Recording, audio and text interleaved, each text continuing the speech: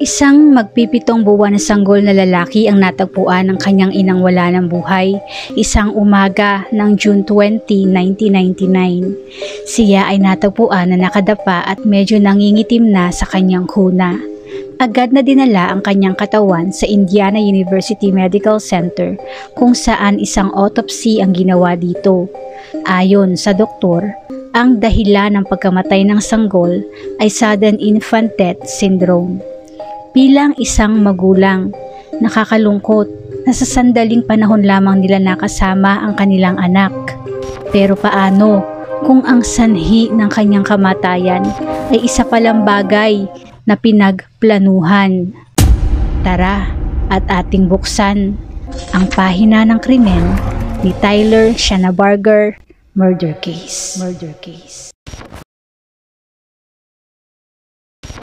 Ang sudden infant death syndrome ay isang karaniwang kamatayan ng mga sanggol na wala pang isang taong gulang. Isa itong diagnosis na madalas ibigay sa mga namamatay na sanggol dahil sa maraming klase ng dahilan. Ang mga sanggol na wala pang isang taong gulang ay nasa risk stage of sudden infant death syndrome. Marami mga factors ang pwedeng maging sanhi nito. Ito ang maaaring maging sanhi ng kamatayan ng mga sanggol na kulang sa timbang, mga premature babies. Isa ding factor ang kasarian kung saan ang mga sanggol na lalaki ay may mas maraming insidente nito. Maaari din naman sa family history at sa murang edad ay hindi nila nakaya ang namana nilang sakit. Isa at ang pinaka-common na factor din ay ang sleeping position. Kung sila ay nakakatulog na nakadapa or nakatagilid, may possibility na sila ay hindi makahinga. Kasama din sa sleeping position ay ang lugar kung saan sila natutulog. Kung sila ay katabi mong matulog, maaari na sila ay madaganan. Or kung ang kanilang paligid ay may mga bagay na maaari maging dahilan ng kanilang pagka-suffocate katulad ng mga unan at kumot. Sa kaso ng batang si Tyler, ito ang itinuturong dahilan. Ito nga kaya? Ang mag-asawang Ronald at Amy Shanabarger kasama ng kanilang magpipitong buwan na anak na si Tyler ay nakatira sa Franklin County, Indiana. Marami ang nagsasabi na sila daw ay larawan ng isang masayang pamilya. Ang mag-asawa ay kakakasal lamang noong May ng 1997 kung saan noong November 26, 1998 nang isilang sa mundo si Tyler. Mas lalong naging buhay ang kanilang tahanan sa pagsilang ni Tyler. Bilang isang kauna-unahang anak ng mga Shanabarger, si Tyler ay punong-puno ng pagmamahal. Marami mga plano ang maaaring nakaguhit na sa kanilang mga isipan para sa kinabukasan ng kanilang anak. Mga planong gumuho ng isang umaga ay matagpuan nila itong wala ng buhay sa kanyang kuna. Pagkatapos ng funeral ng kanilang anak, 2 araw pagkatapos siyang matagpuan na wala ng buhay, isang revelasyon ang narinig ni Amy sa tunay na dahilan ng pagkamatay ng kanyang anak.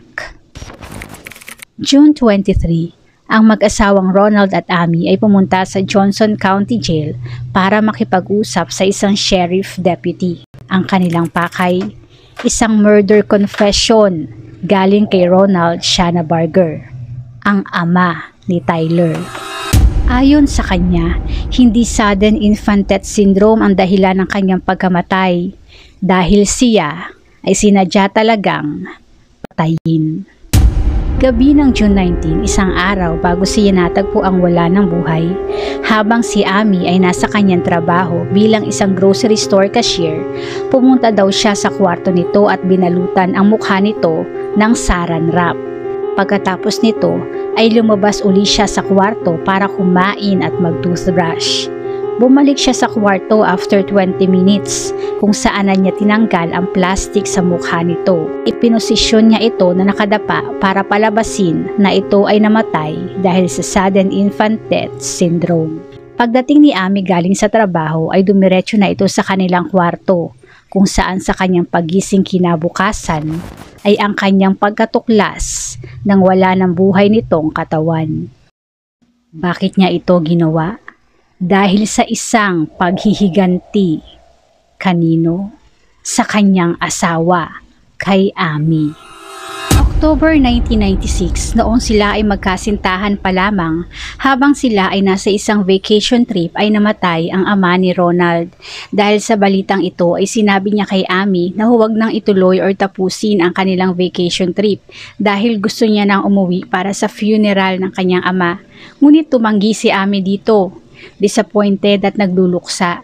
Dito nagsimula ang isang paghihiganti. Ipaparanas niya kay Amy ang pait na kanyang naranasan sa pamamagitan din ng isang kamatayan. Para magawa niya ang kanyang paghihiganti, sinimulan niya ang kanyang plano sa pagpapakasal dito. Pagkatapos nito ay ang plano naman niya na ito ay buntisin.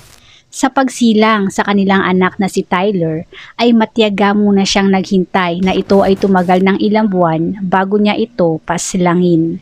Ito ay dahil sa gusto niya munang magbigay ng tamang oras na magkaroon ng bonding time si Amy at Tyler. Mas masakit at mas mapait ito, hindi ba? Hanggang sa dumating ang tamang oras para tuluyan niya ng isakatuparan ang kanyang paghihiganti sa araw ng Father's Day. Ginawa niya ang mga bagay na ito sa simula hanggang katapusan na may halong pagpapanggap na siya ay isang maaasahan na padre de pamilya. Best actor lang, di ba? May isa nga daw kaibigan na ang tawag sa kanya ay the All-American Dad. Dahil daw sa minumulto siya ng imahe ng kanyang anak nang ito ay namatay, siya ay sumuko at umamin na lang sa kanyang ginawang krimen.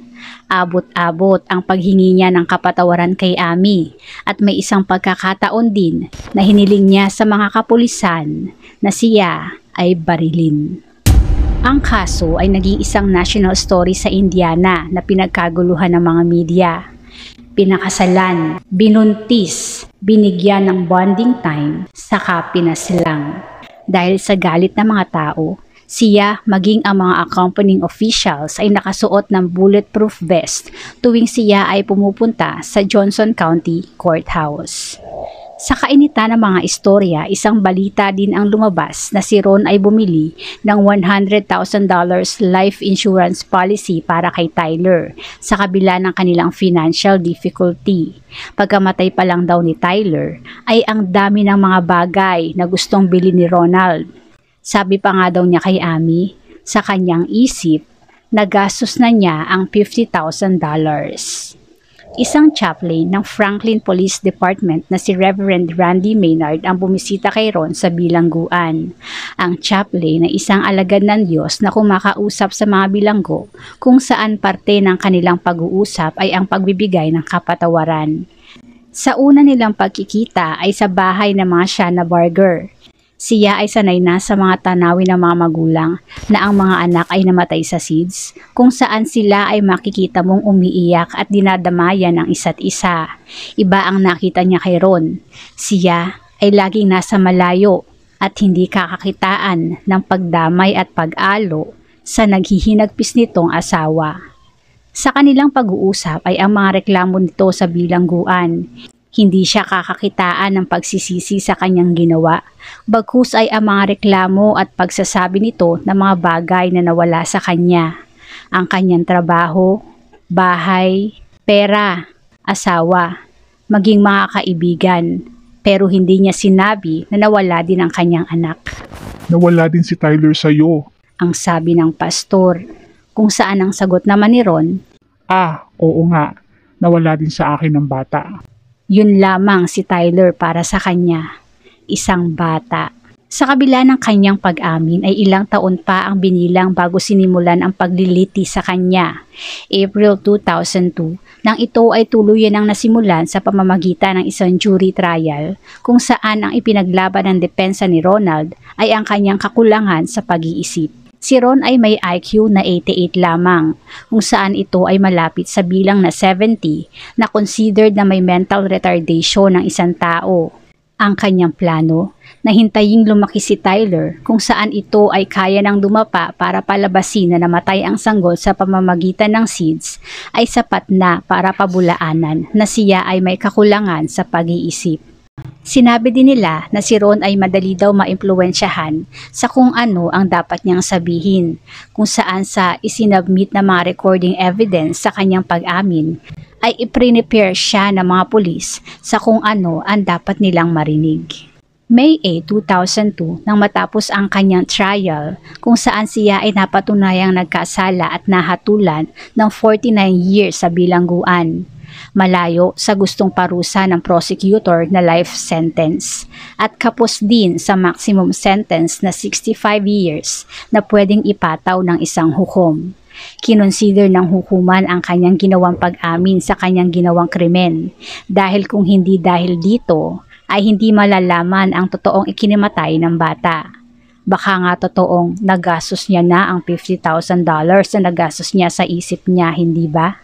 Siya ay nabigyan din ng protective custody sa Indiana Department of Correction dahil sa maaaring kaharapin niyang karahasan sa iba pang mga bilanggo.